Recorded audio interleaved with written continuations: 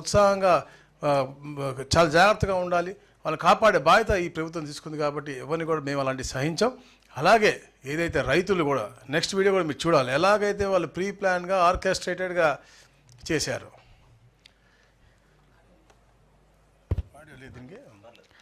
చూడండి, ఆయన కారు అక్కడ వస్తుంది. ప్రకాష్ రెడ్డి 25 ఎకరాల తోటలోంచి కరెక్ట్గా 5 ట్రాక్టర్లు వస్తున్నాయి.